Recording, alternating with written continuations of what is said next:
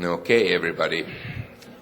I'm very happy to see that you are almost all here still. It feels like it's been a long conference, but it's actually only 2.5 days so far, so, well, almost 3. Let's call it almost a day. But we are actually coming to the end of the process and to the end of the whole show. Maybe this is also very important that we are now at the session where we are starting to think about, we have already started to think about the way forward, but now we are really starting to firm up the way forward and getting commitments and getting concrete plans for this. So we have a little bit of recaps. So I think I have first Nidi Katri and then Jimena Fernandez to present the recaps for today. Nidi, you start, I think, and I hope. Please. So thank you, Juha. The recap has to be really very short because I think we've heard a lot, and we heard from Hans in the morning, and then we had a discussion with the 3 experts up here.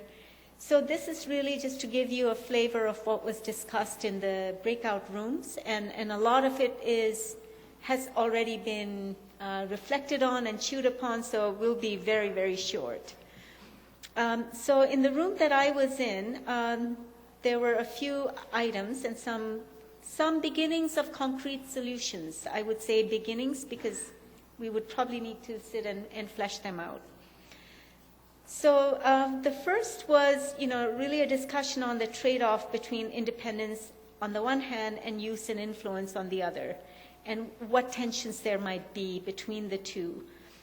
And there was a concrete suggestion also to build a scale of independence versus usability, and what might be needed to shift into the quadrant of high independence and high use, and usability and influence. Then the second point was that really independence should be driven by the variety of purposes that evaluations can serve. So we shouldn't think of independence as a value in and of itself, but more it has to do with the purpose of the evaluation, and therefore working backwards from that, what is needed. And there were a number of different suggestions around looking at the types of questions that need to be answered, who the questions are for, who the audiences are, and so forth. Then I think the third point really is around individual independence, individual evaluators' independence and therefore credibility. And there the issues were around building or codifying a code of conduct for the evaluator, looking closely at the hiring processes, at the methodology, and then beyond the evaluator at the team and how the evaluation team functions. Are there reference groups engaged in looking at the evaluation and so forth? Are there conflict of interest policies in place? So looking at all of these things to ensure that the evaluator has the independence and the foundations of credibility to do his or her job, and a number of these guidelines, and developing the guidelines, but also implementing those guidelines vis-a-vis teams and the evaluators would be useful. So that was another concrete suggestion. So let me stop there because I think there were other suggestions from the other groups. And if there are some things that I have failed to mention, I hope you'll excuse me.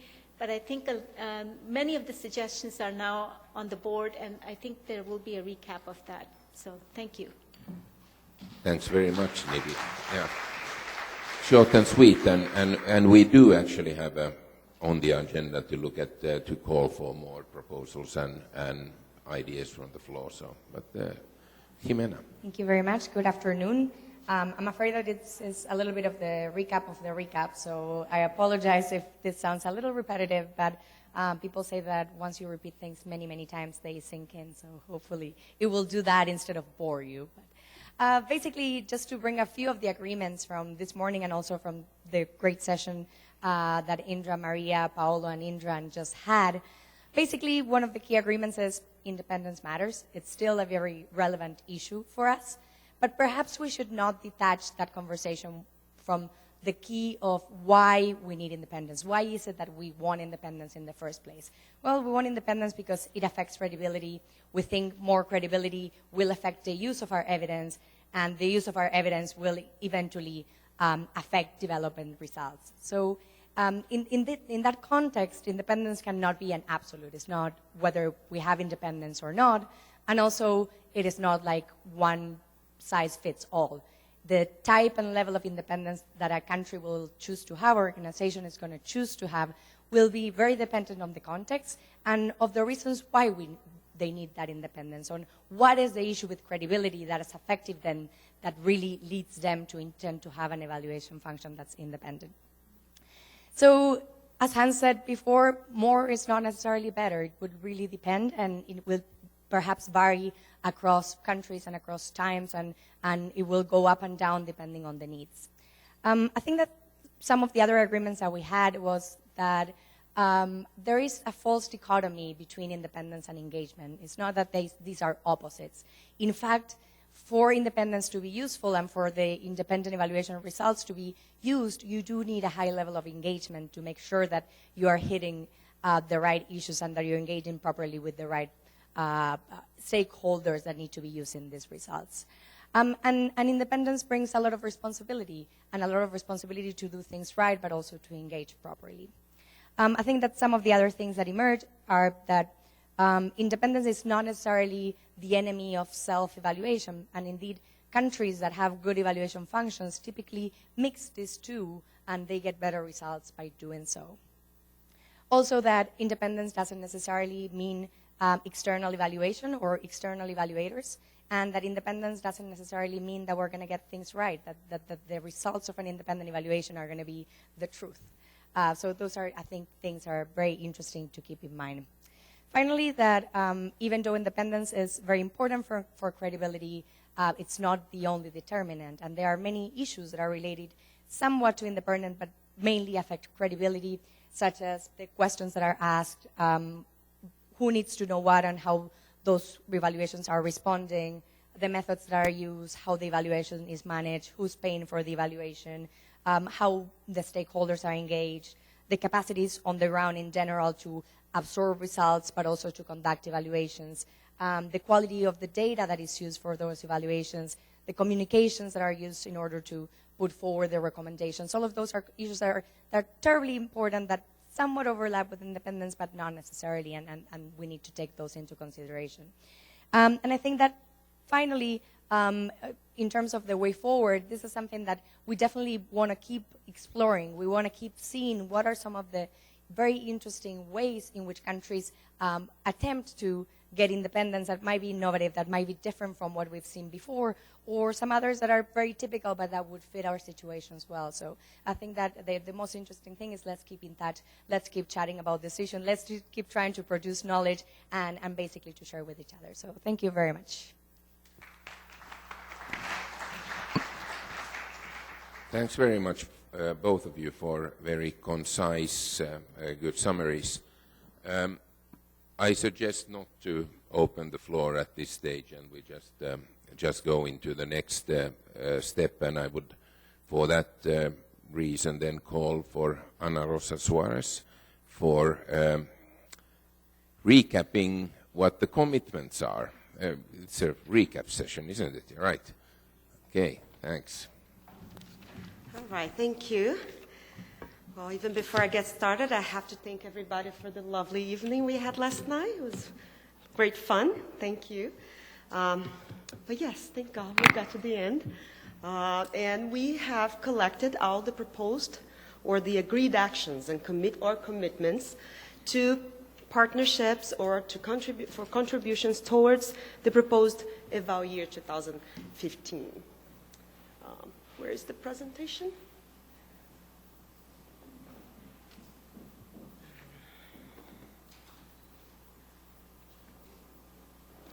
No. No, but that's not the presentation. Not the present. Romulo, can you get the presentation? No, Jimena gave it to me, I think. Sorry about this. Well, I guess I'm going to get started. I'm going to start reading some of these because we have close to 20 proposals.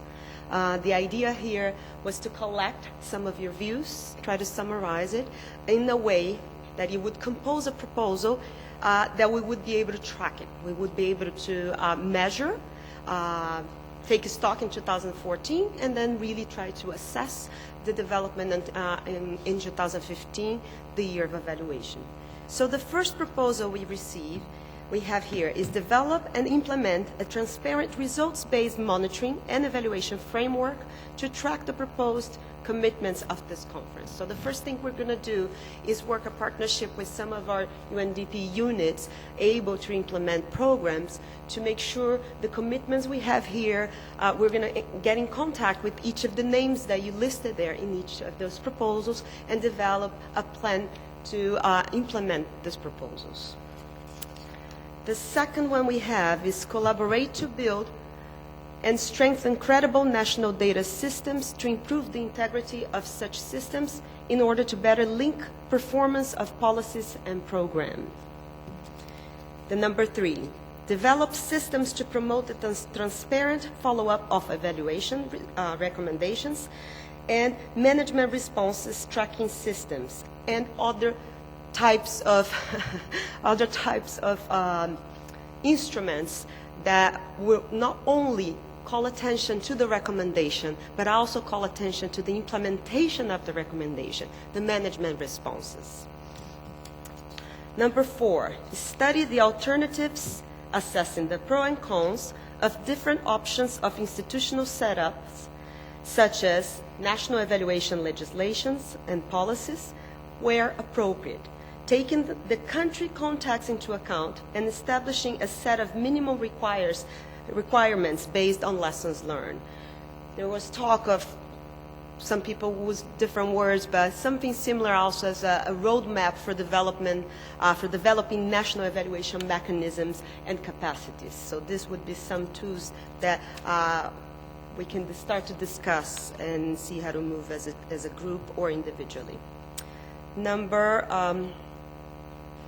5, develop, strengthen, support, expand joint peer-to-peer systems and mentoring programs among professional associations of evaluators, but also among government evaluation units. Number 6, create or strengthen parliamentarian forums for development evaluation in different regions to advocate for use and conduct of evaluations. Number 7, develop approaches based on lessons learned on how to incorporate cultural dimension evaluation in different regional and national contexts. Number 8, facilitate partnerships, cooperation between governments, VOPs, parliaments, and private sector to strengthen the understanding about what evaluation is actors. 9, develop approaches based on lessons learned as well on how to incorporate cultural dimensions into evaluation in different regional and national contexts. I think we said that. It's a repeated one, sorry. It's the other one. So develop standards to ensure proper triangulation of evidence, checks and balances, and qualitative data use to not be just perception-based. 11, develop standards based on lessons learned to ensure stakeholders' involvement while still guaranteeing independence. 12, develop or connect national registries and national statistical systems to monitoring and evaluation systems with increased frequency of data collection to support decision making.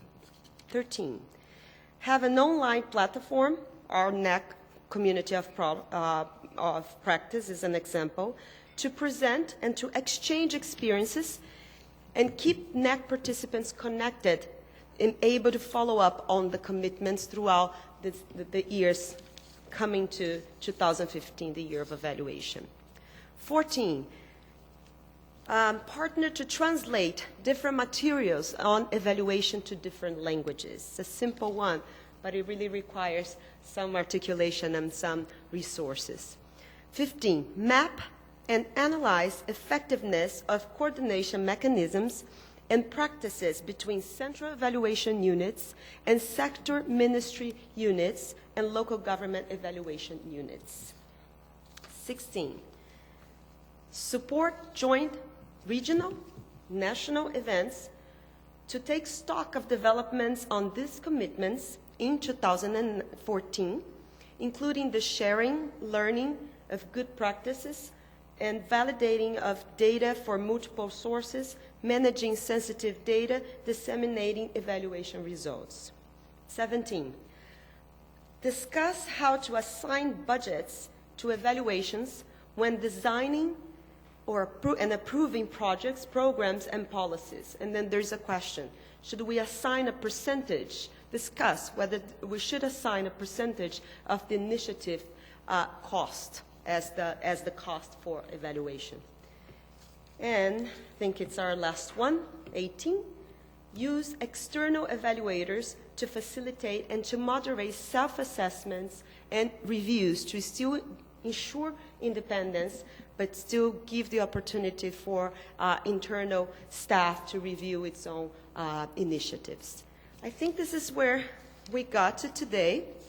Of course, these are proposals. It doesn't mean we commit to all of them, but the idea of posting those sheets of paper outside and asking you to put your name and country is going towards that direction of asking of you some interest, at least, if not a concrete commitment, at least an interest to gather again in the COP or in different ways so we can solidify some of these proposals as concrete commitments we are willing to continue to engage until 2015, the year of evaluation. But now I think I'm going to pass to Juha so he can moderate a little more of a discussion around some of the themes that were raised. Of course, later we can share this presentation. I'm very sorry we weren't able. It's very hard to follow without that on the screen. But we will share with you this, and of course this is a working document. We will continue to improve and further development on the understandings that we got so far. Thank you. Thanks so much, Ana-Rosa. This was so clear, systematic, and well prepared that you might suspect that she did it already before the conference. But that's not the case. I mean, it clearly emanated from what has transpired here. And there's, you know, it's a long list of actions. Most of them quite concrete. Some of them easier done. Others easier said than done. And some of them are slightly actually beyond the capacity of this group to enforce and so forth. But you know, there's a lot of good ideas here. So I think what we'll do now is that we'll have a half an hour or something like that to discuss this further, and I would invite you to comment on these things that we have here, as well as, you know, to add new ideas that you may have and so forth. Okay, let's take a few comments and let's start with Santosh here.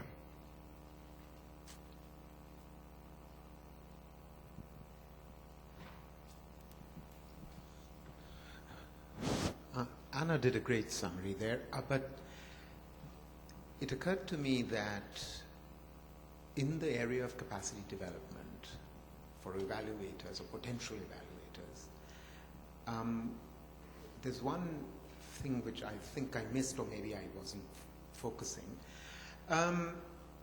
In every country, or maybe every region at least, there might be a few courses being offered, currently on offer. 1 week, 2 months, 3 months, what have you.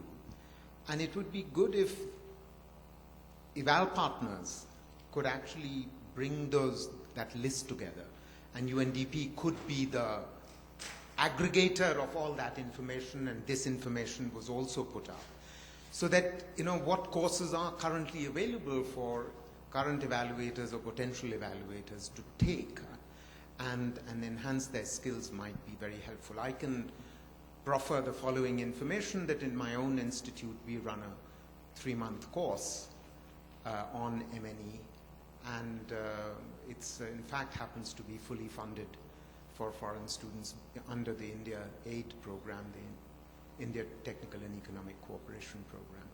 So if anyone's interested, and people from any part of the world can actually apply for it. All you have to do is to go to the India Embassy website in your own country. Thanks very much. More comments? Sorry, I can see. Alors moi j'ai deux commentaires à faire. Le premier par rapport aux résultats, je pense que as to the results, I think that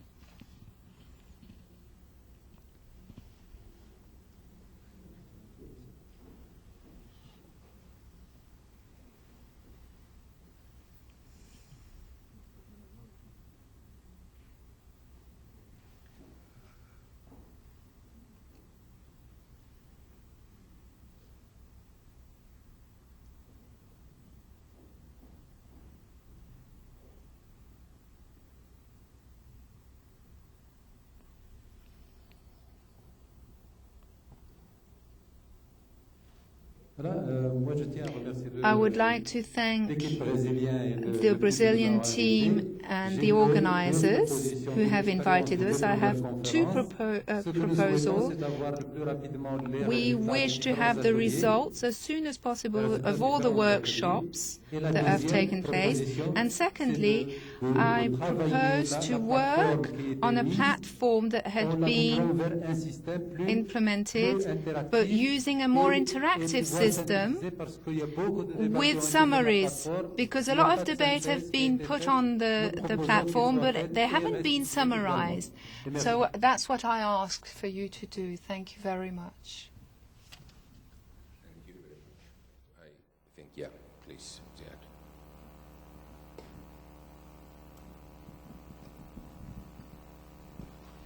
Yeah, thanks a lot.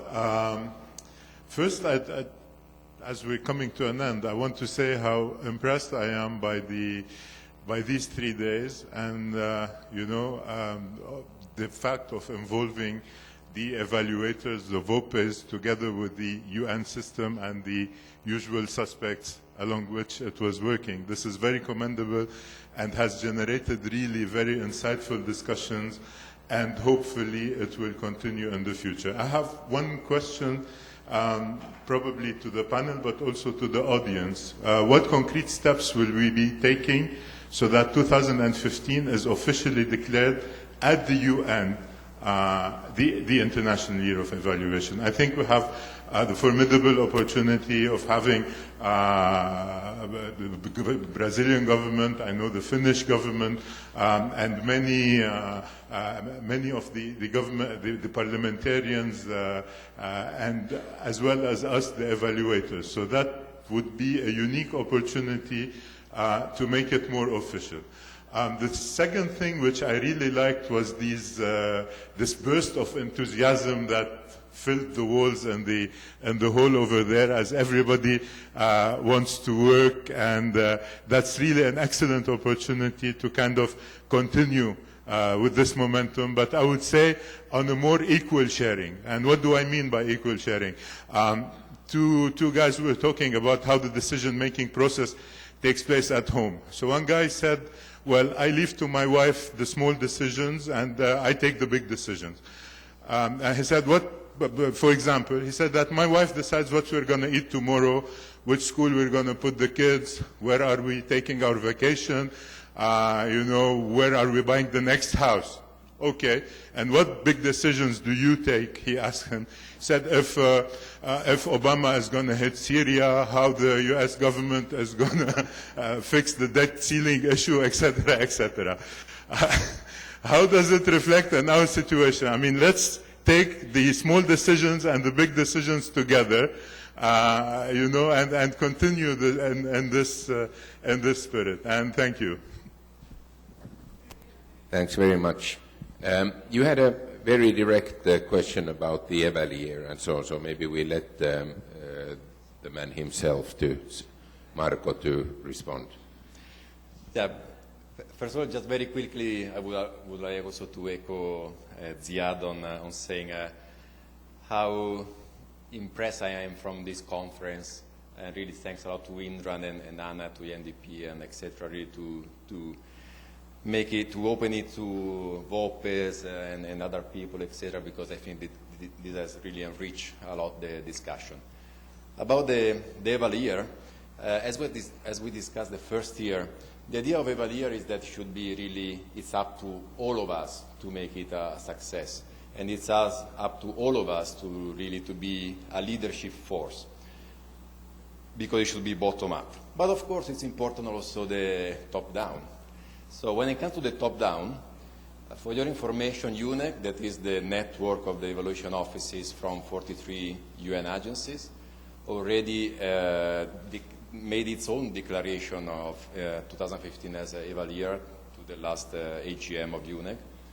When it comes to the UN General Assembly, UNEC, within the framework of Eval Partner, already created a group in New York that is called the Friends of Evaluators, that is composed by the missions of the UN member states to the UN, that would be the embassies, of the different member states to the UN in New York. And these Friends of Evaluators, we are trying to see how to put forward a proposal for the UN General Assembly to make an official declaration. So we are working on that, and hopefully it will go through. But of course, you can imagine how challenging that can be. But to me, the most important, personally, is that Evalier really should come from the countries rather than from New York. So I think it's really how we synergize all together, all of us, so that it will be top-down, bottom-up, east-west, whatever direction you wish. Thanks very much for that clarification. I was also initially kind of concerned about it, that if it's only the evaluators themselves who are promoting, it's like having we say that we are so important that we want to have a year for us. But the fact that we have this group here, which consists of all categories, both voluntary organizations and the governments and others. So I think that already adds a lot of power to that proposal. Further comments? Again, okay, Laura. Yeah. En español, quizás relacionado con lo que comentamos el otro día. Related to what we said the other day, there are some countries interested in reinforcing the gender capacities in the national evaluation systems. This might be a nivel nacional o regional puede ser interesante también ver cómo poder fortalecer. Interesting, that is to reinforce, to strengthen capacities or to add gender-related data. We might have some support in that regard as well. Thank you. Thanks very much, very concrete, but we'll have to figure out how really to do it. And that's often the issue in many of these proposals, that we have to operationalize them. More comments? It seems that the list has been very exhaustive, and the ladies to my left and my right have been able to capture everything. Yeah. Then I pass it on back to Ana Rosa for. Yeah, sure. It's just a quick comment. Yeah, like Indra said, or Juha says, how do we operationalize all these proposals is very important. We are starting a partnership with the International Policy Center, UNDP, to help us track these commitments. But even before we can track anything, I think we need to make it much more concrete. And for that, we will be contacting you and asking for leaderships, champions in each of these ideas that can work with us. What needs to be very clear is that our office, it's an independent office that reports to the executive board of UNDP. And because of that, we are not able to actually implement programs. So we will be supporting everything that we commit with you, but we need to be, everything that happens in this sense needs to come from you and from the different donor countries and the different program countries involved, and from UNDP program staff. So for that, we will be working closely with you to identify champions for each of these proposals. But if you feel comfortable enough to say at least commit for, let's say, the first month of engagement, please let me know, let our team know, so we can continue to engage with you and make sure everybody is involved in deciding and committing together, and making sure we decide on this together and not individually. Thank you. Thanks. This is very important because this is the third conference, and maybe in retrospect, what was missing from the past was that even if we got to know each other, we had concrete proposals, we had many things, there was no very strong mechanism for operationalizing what the conference said.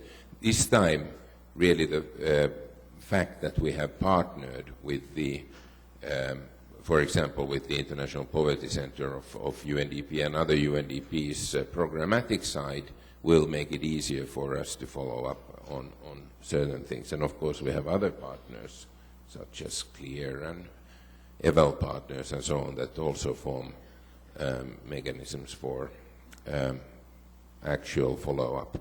And the COP that you all participated in before the conference will continue, and that will be there, and we will be putting summaries and interactive, hopefully, discussions again there. For example, the papers that, there will be proceedings of this conference as always, but the proceedings will be also completed and finalized in a more interactive manner, so that the papers that were presented here, for example, will be refined and finalized based on discussions on here and on the COP. But also other follow-up activities can take place there. Yeah, please, David.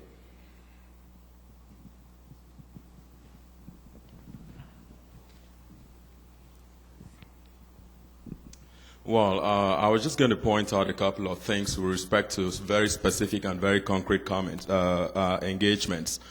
Just to say that the Evaluation Office of the Global Environment Facility already has an online community of practice, even though it's hyper-focal, in this case, climate change.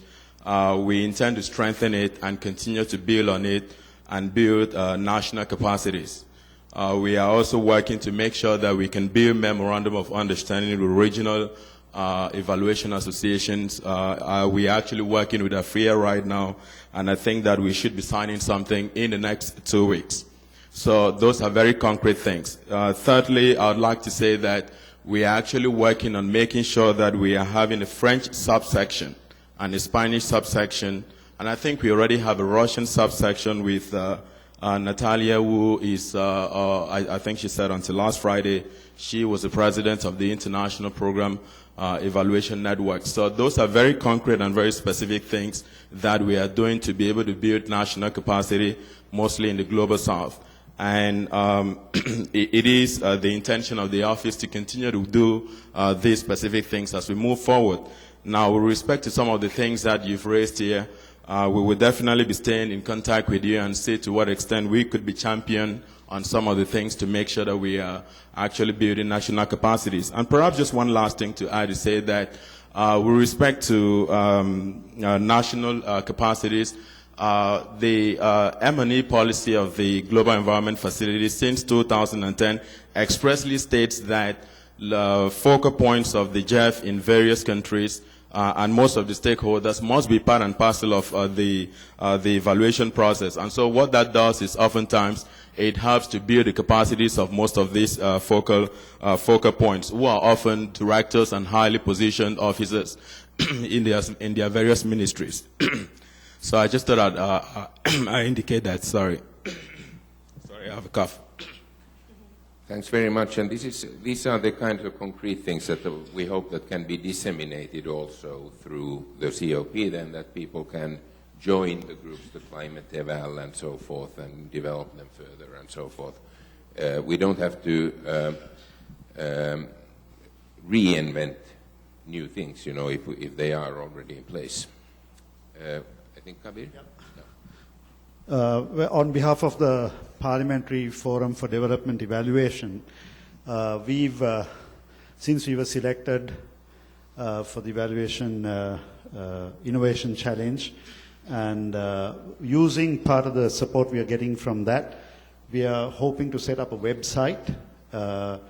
And in this website of the Parliamentary Forum for Development Evaluation, we would also have a model evaluation policy, which would be available, which can be discussed online, and different ideas can be exchanged so that different countries, different parliamentarians can access it and give their views and move it further.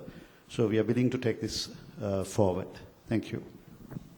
Fantastic. That sounds very great.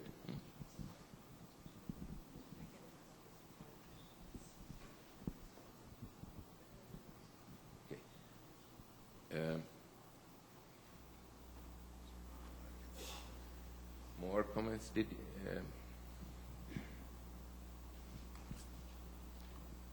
Please, yeah, of course. I'm Okay, close so, to that. Ignore you. I think a number of you may also know about the CLEAR program, Centers for Learning on Evaluation and Results. It's also a multilateral, multi-donor program, and the objective of the program is to help build evaluation capacity at the country level, at the regional level.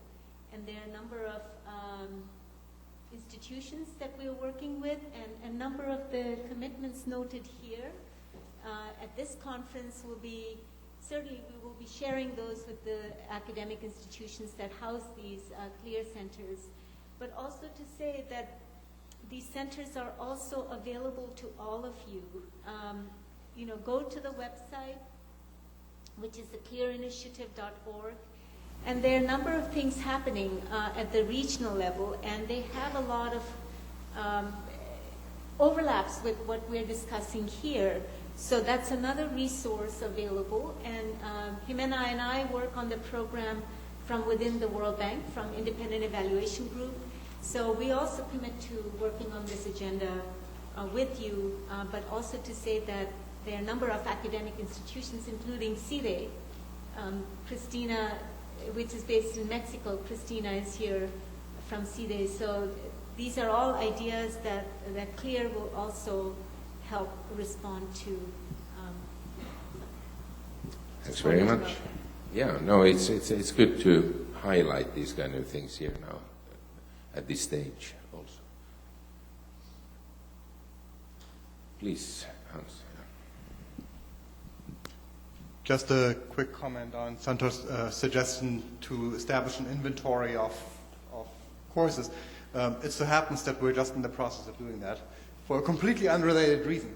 But I think it may, when it's done in about a month's time, there's no reason why we wouldn't be able to make that publicly available. And it may be incomplete, but maybe by just putting it out into the community of practice, there may be others who say, hey, actually, there's another course here, and slowly building up that framework. The other thing that we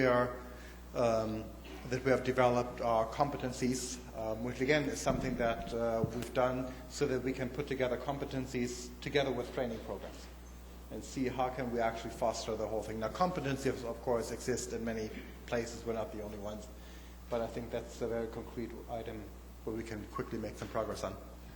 Just to follow up on what Hans just said, so this is something that the Independent Evaluation Group is doing. If you know of short-term in-service training programs that are offered on a regular basis, or if you know of graduate programs, please do send us that information, because we are, within the month, developing this inventory.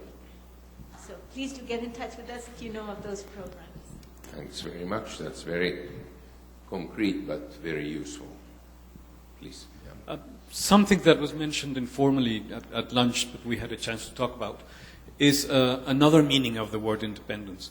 Basically, the development of low-cost systems for evaluation that will be practicable at the subnational and the lower income end of national societies and governments. And I say that this is another meaning of the word independence, because if we can put the capacities in place to allow local governments and lower income countries to perform their own systems and to take control of their own systems, that also is more independence. Indeed. Thank you.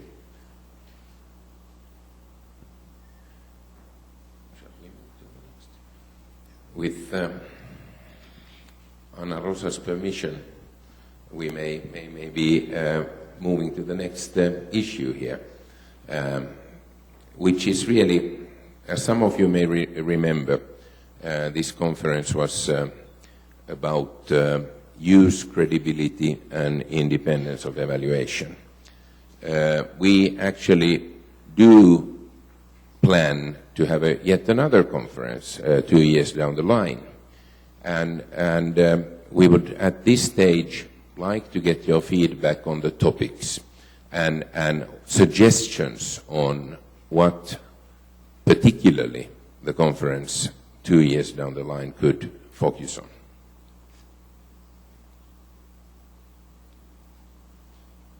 I mean, these are big topics, so we can continue talking about them, but better to focus anyway. Okay, Santosh again.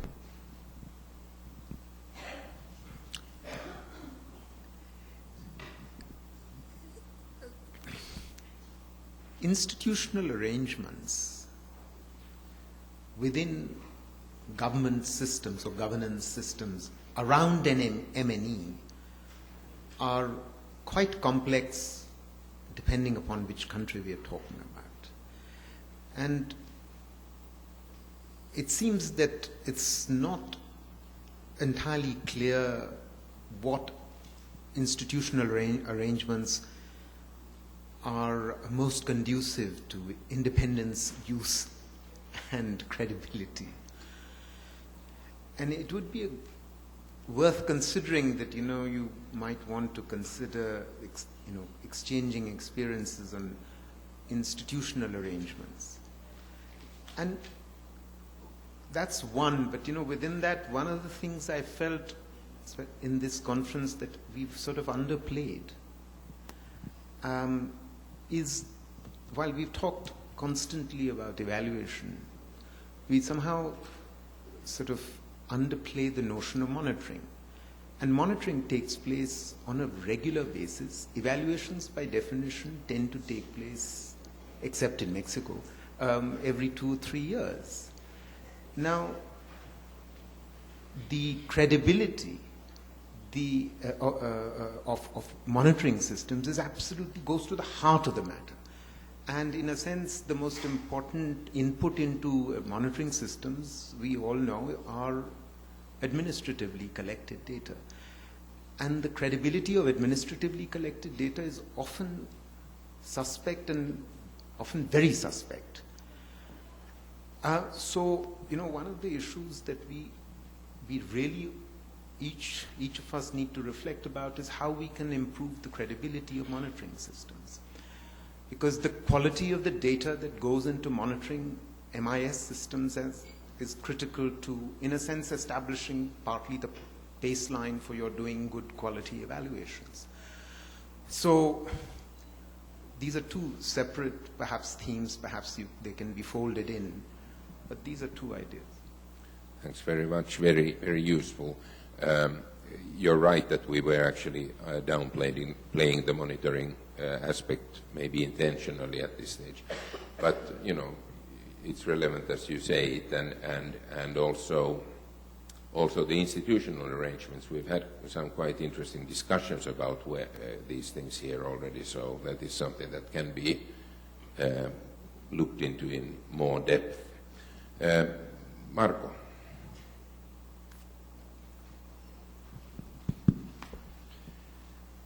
Yeah, so as we know, 2015 will be this International Year of Evaluation. So I see quite interesting, the key themes of as we already discussed, of the International Year of Evaluation is about how to strengthen the demand and use of evaluation in policy making. So that could be one of the theme of the next conference. Another key issue of the International Year of Evaluation is how to make sure that evaluation will be mainstream in the next round of the Sustainable Development Goals at global level, but even more importantly, how evaluation will be mainstream in the National Development Goals that hopefully will be somehow linked to the next round of Sustainable Development Goals. So it's really this idea of how to mainstream evaluation, national development strategy goals, etc., in a practical way, so not just in theory, but also in a practical way. Third theme of the International Year of Evaluation is really, it's almost certain, I would say 90%, that in the Sustainable Development Goals, the idea of equity, social equity, gender equality, etc., will be key. So that could be another sub-theme, really how to ensure this aspect of equity, equality in evaluation. What are the implications? Will the evaluation community be able to evaluate complex interventions with this lens of equity, gender, etc.? That about the themes. Now, about processes. I think, as I already said, we had last year in Chiang Mai the first forum of Eval Partner, where for the first time we had different UN agencies, the VOPES, we did not have parliamentary at that time, government, etc. Now we have this second conference where we are all together. I hope in 2015 we will still be again all together. But my question is, how can we leverage on processes that are already existing?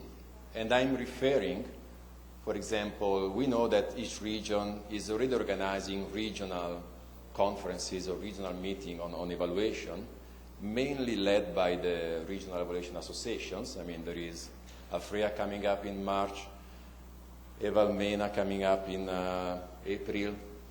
I'm sure there are many other, COE, I don't know when it's coming up for South Asia, etc.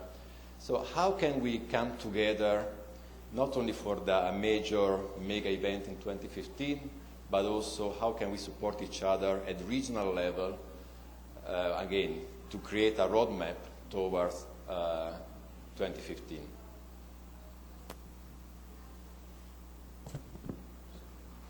Thanks very much. Also thinking big on the Sustainable Development Goals. Yeah, we have here and then Natalia. Yeah.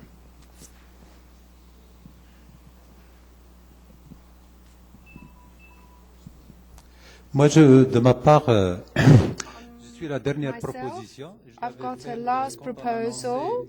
I made this proposal when we talked about the year 2015. Should we go and evaluate, assess the different levels, decompose the evaluations, see the criteria, and then assess the objectives, the goals for 2012 to do an evaluation then? We can't go to 2015 in all directions. We have to have a matrix of the different levels of all the countries. That's one of my proposals. Secondly, we have debated on the independence and use and credibility of evaluations, and what we have talked in the end is on sustainability. So should we go towards a theme of sustainability, because the results of the evaluation, when they are good, we don't know whether they're sustainable. So that's something we have to look into furthermore. And thirdly, third proposal, when we conduct an evaluation, we always think we've done it well, but we don't evaluate the results of the evaluation so much. So we do recommendations in one context, but then the implementation of those conclusions need to be assessed also. So that's another proposal I make. Thank you. We're getting a set of very interesting and good proposals, which I think that we will reflect upon again in the. I think Natalia was first, and then Malika. Yeah. No, either way, it does. Okay. You all get to talk. Well, I would like to place on record that we deeply appreciate this opportunity given to all of us from all over the world coming together to contemplate on issues that we were struggling in isolation to handle these kind of issues. But now we feel that we are not alone. We are together, and there is so much of solidarity around the globe, and we have to congratulate the organizers who have brought us together like this. Having said that, I feel when we were talking about independence of evaluation, the credibility of evaluation, there was one significant feature, that is the evaluator himself or herself doing this job. Up to now, we have not discussed anything about accreditation of evaluators. I suppose 2015 might be a target year where we can also come up with this kind of competencies and capabilities that should be built up, not alone in the capacity building on methodology and evaluation, but the credibility of the evaluator, him or herself, which means accreditation. We don't have a single organization, though we have so many national evaluation associations, global evaluation associations, regional evaluation associations. No one has come up with a system of accreditation. So maybe that is something also we need to discuss in future. And I don't know how soon it could be, but at least I like to make a point there. On behalf of the Community of Evaluators South Asia, which I represent here, we are on few key issues that we are trying to work towards 2015. And 2015 will be our third year of conclave of the Community of Evaluators South Asia. And as Marco very well said, there are so many events now converging on this magic year 2015. So we have to see how best we can put our resources and our energy together in a way that it comes to a solid bit of results that all of us commit and contribute to make it happen. And as for us, we are already in the process of developing what is called a framework for policy development for South Asia. So it doesn't mean that it is limited to South Asia. But I'm not saying that we are preparing a model. It is a framework for policy development. So if any country who would like to make use of it, it will be open to them. In addition, I also represent the Sri Lanka Evaluation Association here. And we are almost 90% complete on having an evaluation policy. And I hope that by the year 2015, we will be able to celebrate that we have an accepted policy for the government of Sri Lanka. And I'm so happy that the first panel we had together, we were already building up a synergy for Sri Lanka. We had the parliamentarian forum, we had the officials represented, and we had the WOPs represented. So I think that builds up a group synergy, which I'm looking forward very much towards achieving that objective. So thank you once again to Eval Partners and also the support given by UNDP and UNICEF and all others who made it happen. Thank you. Thanks very much. I like the idea of this global solidarity of evaluators, and like Marco was mentioning, there are several meetings going on irrespective of us, and we all are going to, or subsets of us are going to see each other around the world, I'm sure, at different events. Please, you have the mic already. Oh. I also would like to reiterate that 2015 will be a very special year for the profession of evaluation, because we've already declared it the International Year of Evaluation, and it's very likely that it will be recognized like this at a very global level. And as my colleagues were talking, and also as I was listening through the conference to the exchange of ideas, what struck me was that I think that we really realized that to make evaluations work, we need a very complex systems in place. And there are different topics, but I guess maybe if we have the conference devoted to national evaluation systems, that would provide us the platform to discuss all the complexities and all different aspects of the profession. So that's my proposal for this theme. Thanks very much. First, and then. Yeah, my proposal is quite related to Natalia's. This conference is on national evaluation capacities. I think that we still have very big issues around ownership of evaluation, especially in many of the developing countries. We currently, as part of the CLEAR activities, we are undertaking research on supply and demand for evaluation in selected African countries. And the findings are quite surprising that after several years of Paris Declaration, we still have about 90% of evaluations being driven by development partners. And then that really has an impact on the use of these evaluations if they were not conducted by national institutions. And so I think that we probably will have to revisit this issue around ownership. And I think that 2015, if we can really emphasize it, because if there's no national ownership, I mean, the issue around sustainability, becomes a challenge. Thanks. Very good point. Very important, I think. Ziad. Yeah. Hi. Yes.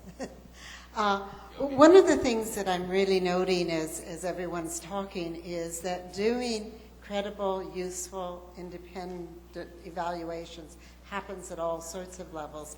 And Malika just referred to the evaluator as being a really important focus. I couldn't agree with her more about credentialing, because in Canada, we actually do have a credentialing program, a professional designation program, and I guess I might be the only credentialed evaluator in this room. Are there any others? It's something I'm proud of, because it's something that we went, oh yes, Marie, stand up. Marie is also a credentialed evaluator.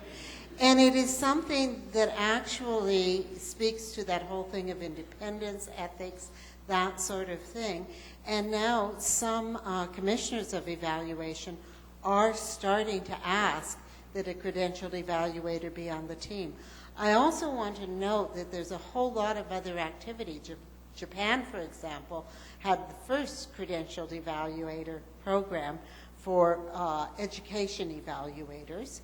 Ideas is looking at credentialing program. South Africa is, I believe New Zealand is. So there's a lot of activity going on, and we're aware of it in Canada because we often get asked to assist.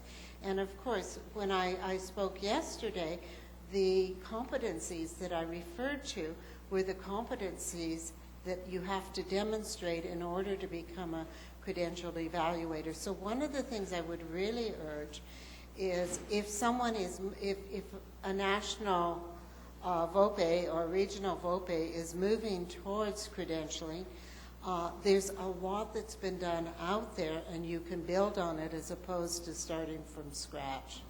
So, and anybody interested, the French, Francophone people here can contact Marie, and those who speak English can contact me, and we'd be happy to give you more information.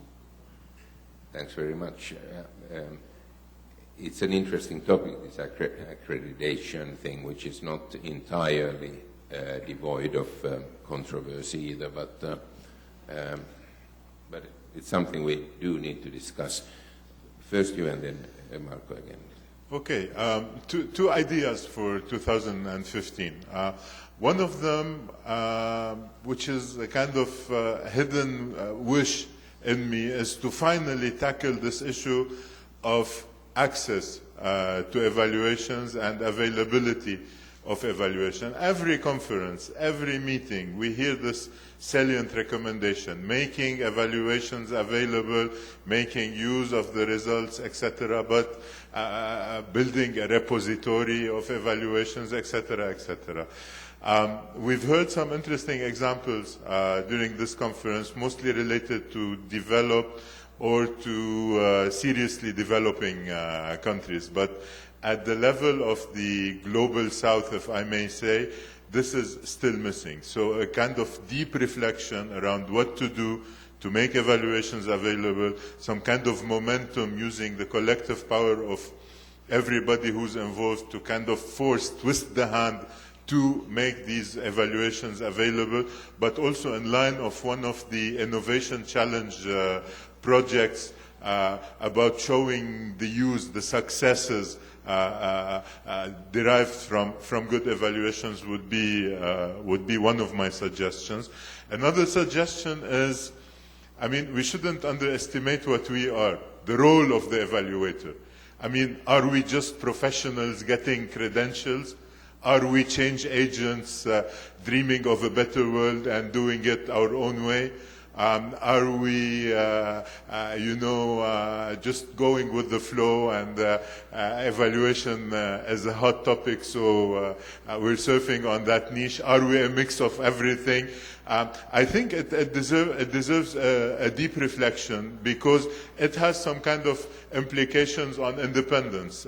Like, I could be independent, but if I see something going wrong, I have a fundamental problem and remaining inactive by virtue of my of that vanishing flame in me to change the world, etc., etc. So, thinking about who we are, what makes us, how to consolidate the different dimensions in us could also be a crucial element of national evaluation capacity, much like any other technical approach.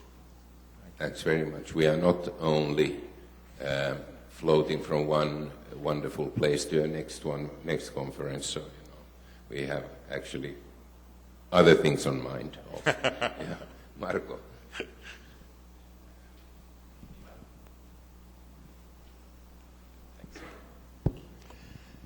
Now, thinking again about 2015, I don't know if your next question is about the venue. So I pass to your next question. The wonderful places, the options. Exactly. I have no idea about the country, but I have two proposals for the venue. And if the idea is really could be how to strengthen the demand and use of evaluation for policy making, etc., maybe we may want to be a little bit innovative also on the venue. So, first innovation. Why not to do it at the UN General Assembly? Can you imagine a panel with the UN Secretary General, ambassadors, etc.? Do you think is it feasible? Yes, it is. And why? You know why I'm very sure in saying that yes, it is? Because it already happened. In when was it? Indra, when was it? At the UNEC AGM, April this year. The UNEC chair, she succeeded to get the UN Secretary General in a panel to talk about evaluation. If you don't believe it, go to the UNEC site and there is the video. So that would be really influential. Option number two, why not to have the next conference in a national congress, in a national parliament? Can you imagine, really the outreach that we would have? Do we want to go on just to be among ourselves, or do we want really to make a difference? And the venue could be one way. Thanks very much. Let's get back to the venue, because I still have at least one comment. There are two comments here from the first table, so can we get them?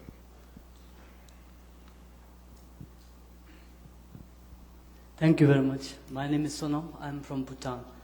Well, I believe that evaluation is all about measurement, and how we measure and what we measure goes a long way in influencing policy. So, as somebody mentioned in the earlier presentation, we tend to measure what is easy than to measure what is important. So I feel that measurement deserves some kind of attention in the field of evaluation. Thank you very much. Thanks very much. Pass to your neighbor. Thank you very much. My name is Hamid Sarwari from Afghanistan. First of all, I would like to thank for giving us the opportunity to come and participate from Afghanistan. It has been really a great time for us to learn during the last 3 days, and a lot of engagement with other countries. I think we have quite a lot to use in our country. The first thing that, we are very young country in terms of, governance and developing the systems. I think we would be very much happy to keep in touch with Sri Lanka to use the systems for developing the forums and associations. One more thing regarding the evaluation and the themes that we'll be discussing in the future, and we had touched upon during the past 3 days, is the institutionalization of the evaluations within government, which is very important because, as my colleague from Africa said, or it was Kenya, that some of the developing countries, the evaluations are mostly done program-based by the various donors and agencies. How would be the possibility to institutionalize the practice of evaluation within the government? And that brings the matter of, credibility and participatory method for evaluations, because it then links it with the parliamentary forums and the various civil society associations of evaluations and these people. I think if we consider these issues, and that will be great, because the participation of various stakeholders is a critical issue. Thank you. Thanks very much. Can you?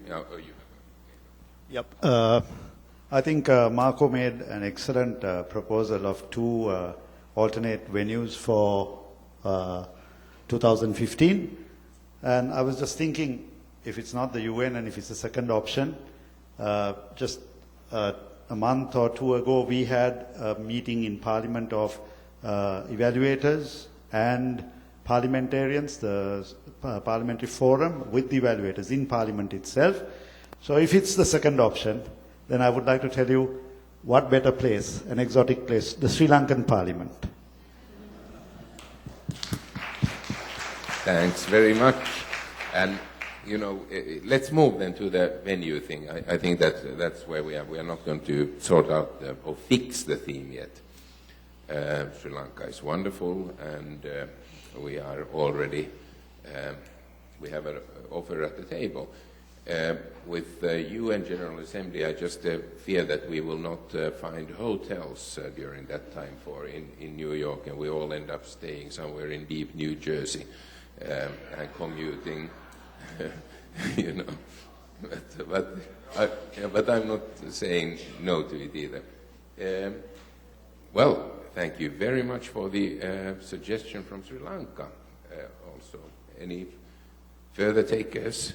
Please, Santosh.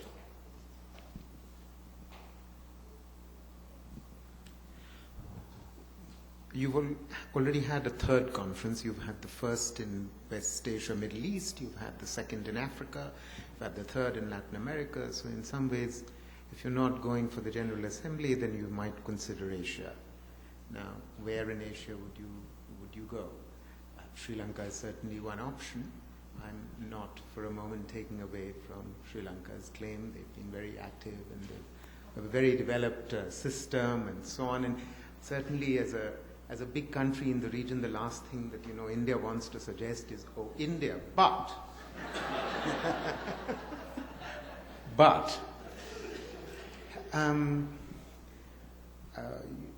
I think if we are at a very critical stage in the system, in this development of our system, and we're at a particular conjuncture where we find that a performance management system has been developed.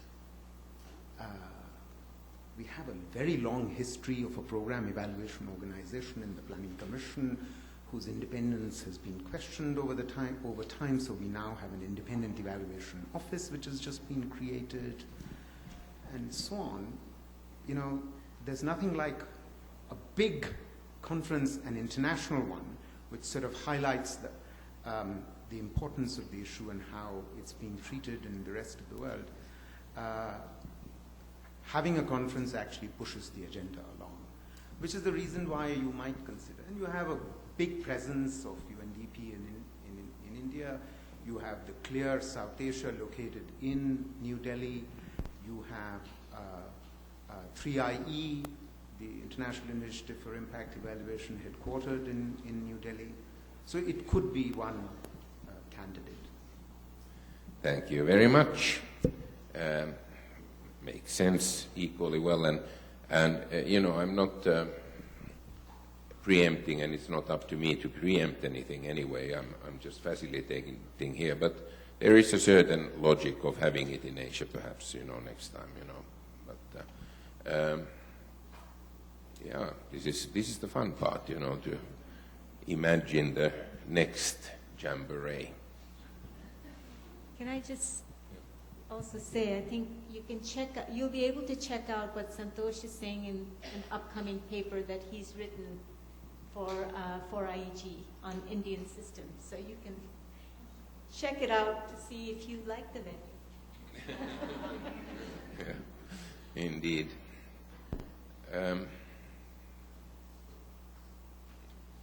Any other suggestions? You know, in Johannesburg, we actually, I believe that we got 6 proposals, only 2, 3 now.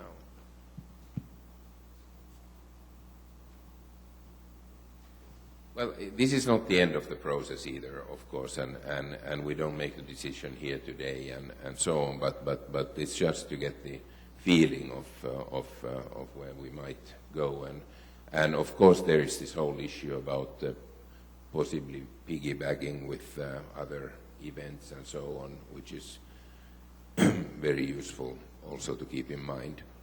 So if there are no further volunteers now, so shall we just then move on for the time being? Oh yeah, there's one important thing that I wanted to remind you of, that, as we are evaluators, we want to also evaluate this conference. And there's an online evaluation form or site on the website, which is the www.nec2013.org. So please, before too long, do we have a deadline for that? When is it going to go down? Can they still fill it in when they go home? Yes, I guess we can give it a week. I believe after a week, we don't really feel like going back that closely. So definitely, if we can have you fill out this assessment by next week, we thank you very much. And there's a very interesting question there, Rezi.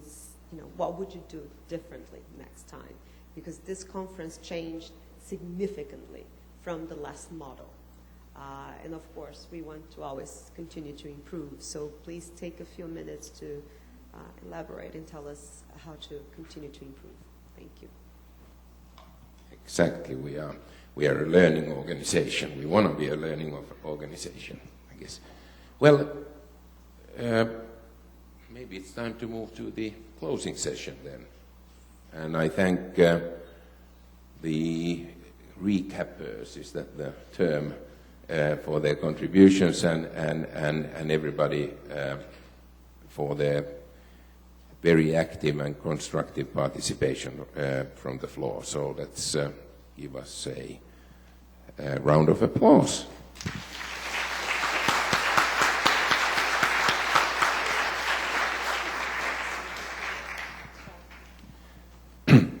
Then I would continue, apparently, and I would like to invite the co-hosts of this organization, or of this conference, to come on stage, Indra Naidu and Paolo Giannussi, to give their closing remarks for this event, which would not have happened without both of their commitment.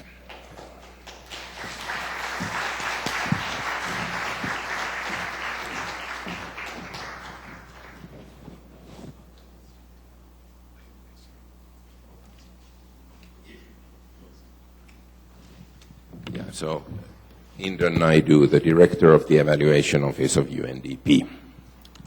Good afternoon, ladies and gentlemen. I mentioned when we opened the event that we met old friends, and I hope those friendships have been deepened, but that we would also make new friends. And watching the interaction over the last 3 days has convinced me that not only have we made friends at a personal level, we also make friends and connections at a professional level. I am very, very pleased that all of you have responded to our invitation. This has been a conference that is a first in many regards. It's the largest NEC event. We have over 60 countries, 170 participants. We've got something like 25,000 tweets that have been running across the globe. All countries have been involved. It's been live streamed through the UN and other networks.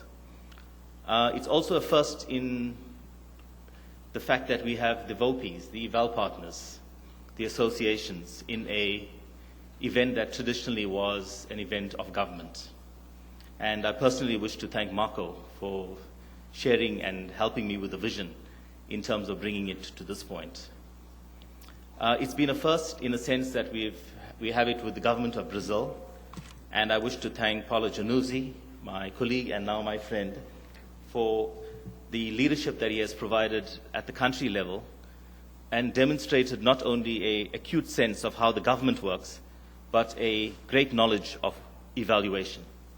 And I think many of you here really would have been thinking, the traditional view is, well, these government officials or bureaucrats don't know evaluation. He got to the issues.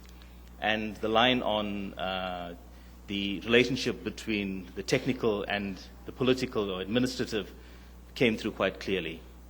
We are appreciative of that. I'm also very appreciative of the initiative with the World Bank and with CLEAR, in particular NIDI and EMINA, for your passion and vision and working together as a team to bring the event where it is.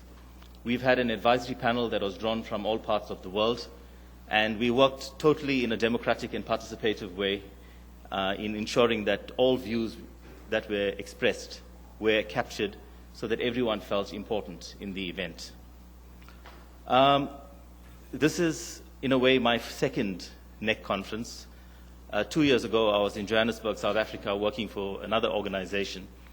And in that same week, when the conference was on, was the time I knew that I was leaving South Africa to come and work in the UNDP Evaluation Office. And it's been an absolute pleasure to join the office, and we've had an absolutely great team. The convening power of the UN and the UNDP is great to the extent that we can make things happen at a global scale. In terms of our content discussion, we had the theme independence, credibility, and utility. And we began to realize in the week that these are not absolute concepts. They interact with each other, they're influenced by context, and they tend to change. And that many of the givens need to be rethought through. This is a professional evaluation conference. The previous one was a gathering of governments that were sharing their experiences, largely by evaluation heads. And the significance and the depth of what has emerged here has come due to the fact that we brought together the best intellectual capital the world has in 3 days to intensely discuss around the theme, but more important, we've selected people to provoke the discussion. So my thanks to all the discussants, the persons, the moderators, and you for constantly being engaged in fleshing out the issues to make sure that we have reached a point where we have a better understanding so that we can use evaluation to help change the world. I go back to the keynote address of Rebecca Greenspan, who graced our event and delivered her speech. And there was a lot in there, but one line that was simple, and it's on the Twitter, but also critical, is how do you convert knowledge, experience to knowledge, and knowledge to action? And the way one does so is by making sure you bring in adequate and diverse experience. And the diversity that is reflected in this room and across the globe, the people who are watching this event, clearly shows that the more experience, the more diversity, the more context, the deeper and the richer is the understanding, and hopefully leads to credibility and to better use. And I think that really set the stage. I also wish to thank the various speakers for being provocative. And the fact that there was disagreement in the room is a good sign. It means that we are getting to the heart of the issues. We do not want all to be agreeing on matters, but we want moving from the debate, moving from the heat of the debate, we wish to move to some light so that eventually we do become better all around. You made this event, and I would have liked to interact with all of you. I got a chance to interact with some of you on the dance floor, but you made the event, and we want to thank you for the energy that you brought and the commitment and the passion and the goodness, and that definitely has made this a memorable experience. The proceedings will be very shortly on site. There's a lot of video clip, and we're going to make sure that the knowledge management aspect definitely works. In conclusion, I really wish to thank the team that we've had, who have been working in New York and here, and working around the clock to ensure that this conference was as good as it possibly could. And we try to give you a good service. If you're not, we'd like to hear from you. We evaluators. I'm just going to Vijaya Varivelu, if you can just, from my office.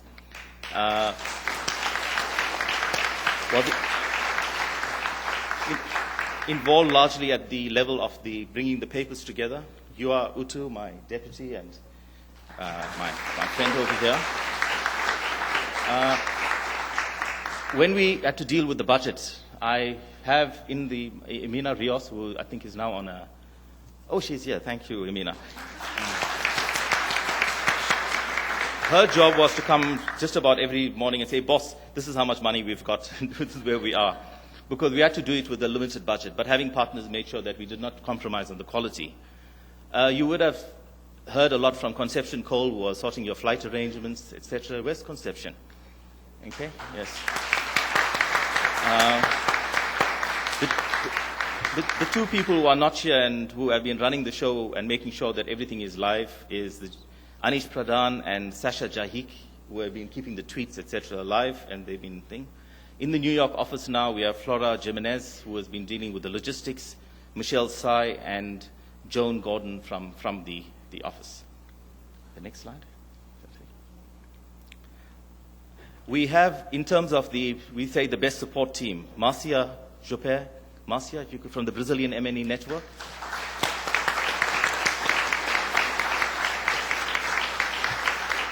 Inka Matsula, the Regional Service Center for Reblack. Inka. Okay. Francois Cornell, Regional Center, Regional Bureau, RBA.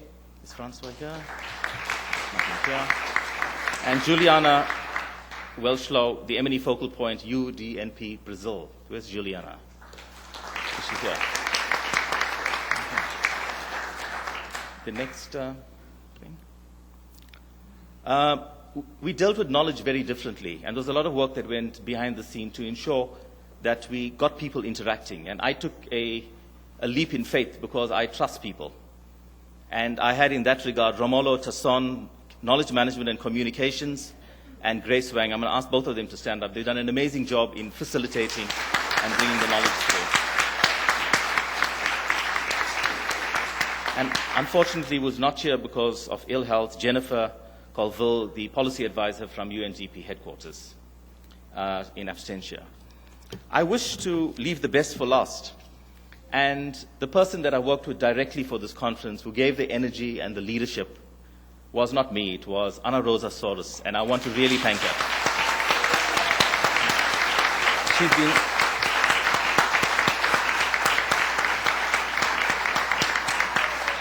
It's been months of stress, tears, joy, and laughter, but it's an absolute pleasure to work with you, Anna, and you've done a great event. We thank you so much, and I am personally so very appreciative. Thank you so much. I hand over to Paulo. Thank you very much. Thank you, Indran, for very gracious words, and we will always remember your South African approach to samba. But so now I would call Dr. Paolo Giannuzzi, who we know by this time that is the Secretary for Evaluation and Information Management at our co-host, the Ministry for Social Development in Brazil. Paolo. Okay. And I'd like to thank very much for Indran and Ana Rosa for having given the opportunity for us in Brazil to present our experience, to bring you here and share your point of views, to share some of the experiences you brought us, and also to match different perspectives and demands and also willings. So me and my team, here represented by Alexandro Pinto, Marco Natalino, and Luciana Sardinha.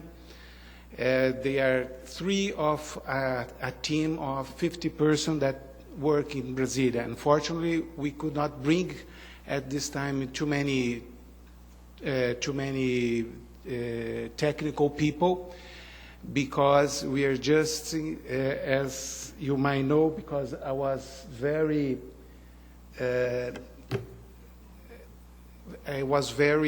demanded by our ministry, because the figures of poverty has just been released 2 days ago. Fortunately, they dropped. If they didn't drop, I probably wouldn't be here. That's what we haven't talked during all these 3 days about the hard lives of evaluators in the public sector.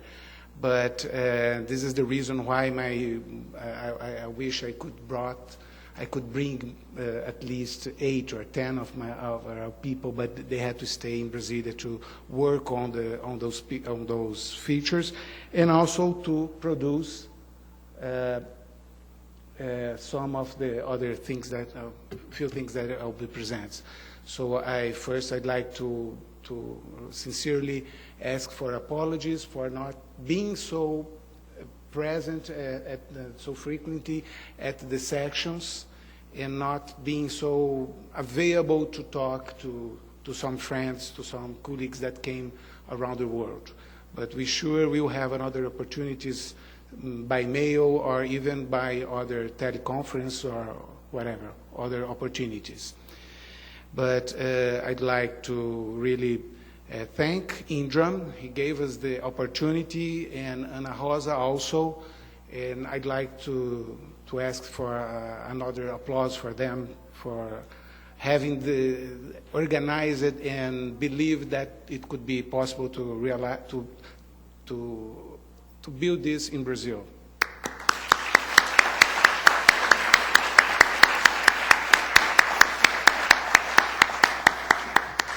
I'd like also to thank very much for the lectures, for the specialists, for you colleagues that came from all over the world. I'd like also to thank for CLEAR team, for the independent group of evaluation group of World Bank, our other sponsors from other countries. I'd like to to thank for the translators that made a very hard job during this year.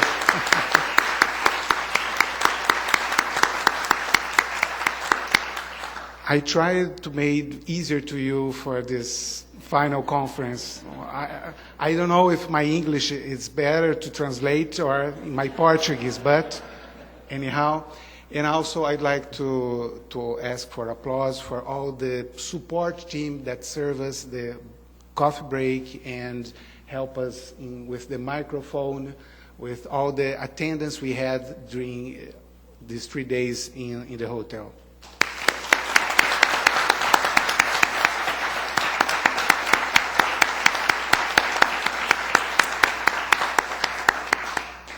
And finally, some few words, a few points that I think it's important to us to say as an evaluation unity inside a social ministry in Brazil, is that social advances in people's life depends on social policies set by government at all levels.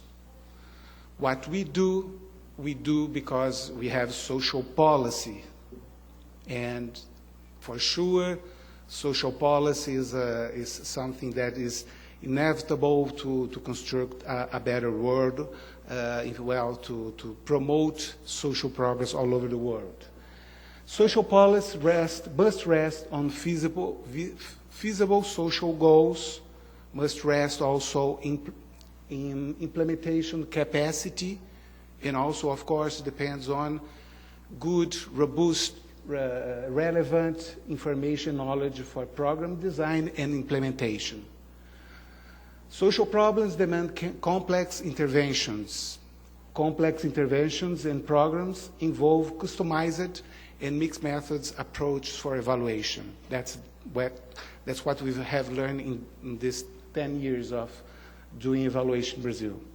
And I'm sure several countries, as we could saw these days, we could see that these days have many very interesting experiences that we should know better to see what could we do, what could we learn on your strategy on designing programs for social problems and also designing methodologies and tools to evaluate those and to improve those programs.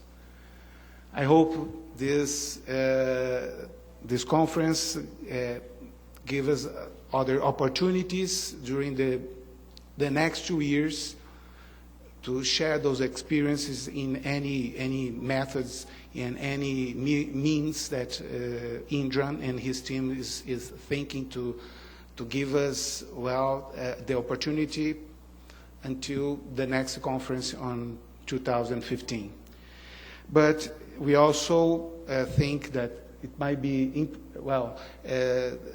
I just should say also that we just released this afternoon this newsletter. You can find this letter in our website. It's in Portuguese, and I think this is one of the hard tasks we have, because we're from very different we speak very different languages, and our documents really have to be translated in some platform that everyone can read. And we know that this is a weakness point of our strategy, and we hope that one of the strategies to disseminate and help to share experience would be the translation of some of the documents we have about programs and its design, and also about the evaluations and monitoring systems we have. And we could start sharing those newsletters with each other. I think some of us have some publications and newsletter. This is a very good way to start this and share our experience. And we also invite you to know Brasilia. Anytime you want to visit us, we are open to receive you and explain what we do.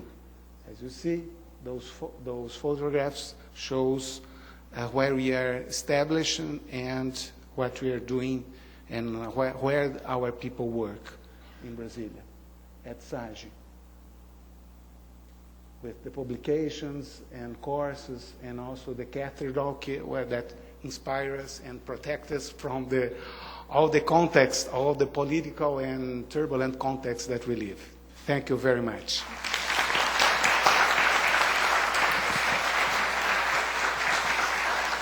Thank you. And I hereby declare the third conference on national evaluation capacity is closed. Enjoy your freedom.